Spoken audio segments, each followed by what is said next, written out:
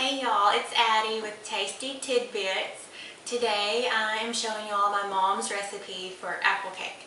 This is a great thing to make on Sunday and then have for breakfast throughout the week. It's great with your afternoon coffee. It's great anytime. This is one of those recipes that I love because it reminds me of being a little kid at home and waking up on Saturday morning and the house having this sweet aroma and you had to rush into the kitchen to see what was baking in the oven. This is one of those recipes that just brings back those happy memories. This is a great recipe because it tastes great, which is most important. It's super easy and it's really pretty because we're going to make it in a bundt pan. It ends up having all those little ridges and valleys and it just looks really pretty when you invert it onto your cake plate. So anyway, we're going to get started in our mixer. I am going to go ahead and put in 2.5 cups of granulated sugar. And I've told y'all before I'm not a strict measurer, but when it comes to baking, you've got to go by the measurements because your recipe can really get messed up if you start eyeballing stuff. So make sure you go by the measurements with this. So 2.5 cups of sugar. And then I have 1 stick of butter. Alright, and I've also got 1/2 cup of oil. I'm going to add that in. This is just regular vegetable oil, but if you have canola oil, that's fine too. It doesn't make any difference here. And I've also got 3 tablespoons of milk that I'm going to pour in. And I am going to turn the mixer on and just let it do the work. I'm going to beat this just until it's really light and fluffy. It'll probably take about 2 minutes or so. Alright, so now the butter and sugar is all beaten together and it's really nice and fluffy.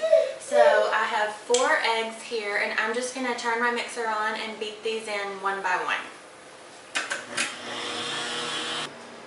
Whew.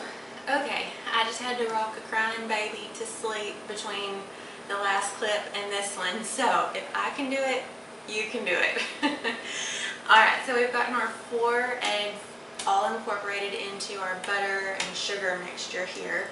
So now we're going to go ahead and add in our dry ingredients. In this bowl I have 3 cups of flour, a teaspoon of salt, a teaspoon of baking soda, and 2.5 teaspoons of ground cinnamon. And I'm just going to add this gradually into my wet ingredients. And you just want to mix it just until the flour mixture just kind of disappears. You don't want to beat this. You don't want to overmix it because that can cause you to have kind of a tough cake. And we don't want that. We want it to be soft and tender. So mix it just until it's incorporated, okay? Alright, so I have gotten all of the dry ingredients incorporated and I just scraped down the sides to make sure that everything was mixed in. And now I have 3 cups of chopped up apples. I'm going to try to show y'all kind of the size. That's kind of the size we've got. Like probably about 1/2 inch pieces or so. You just want there to be little pieces of apple all through the cake. And this was 2 large apples today. That's how much it took for me to get 3 cups out of the apple. So I'm just going to fold these in to the batter.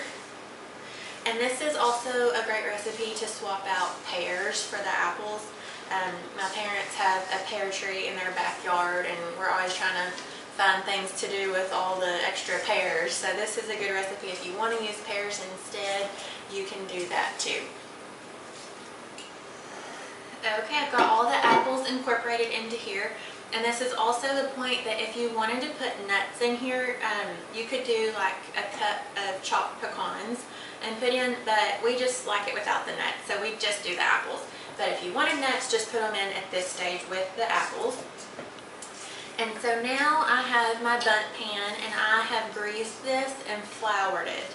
And this is a step you cannot skimp on because this is going to be what lets this wonderful cake come out of this tricky little pan. So you don't want to do all of this work and then try to invert it out onto your cake plate and have half the cake stuck in your pan. So don't skip this step. We are just going to evenly pour this around in our pan. Alright, I've got all of my batter in the bundt pan. I'm just kind of spreading it out just so the top is nice and even. And the last thing I'm going to do is my twist on my mom's recipe is I like to sprinkle cinnamon sugar all over the top here, and it gives it a little extra cinnamon flavor, but it also gives it kind of a crunchy crust to the top, so it gives it a little bit of variation in texture between the soft moist cake and then that crunchy topping in it. Makes it really good. So anyway, I'm going to go ahead and sprinkle the cinnamon sugar on real quick. Alright, I'm going to try to give y'all a shot of what this looks like now. Can you see that? How it's got all that nice cinnamon sugar on the top there. Alright, so now we've got all the cinnamon sugar on. I just sprinkle until I like the way it looks. It was probably about 2 to 3 tablespoons of cinnamon sugar just sprinkled over the top. So now this is going to go in the oven at 350, and it's going to bake for about 60 to 75 minutes, so an hour to an hour and 15 minutes.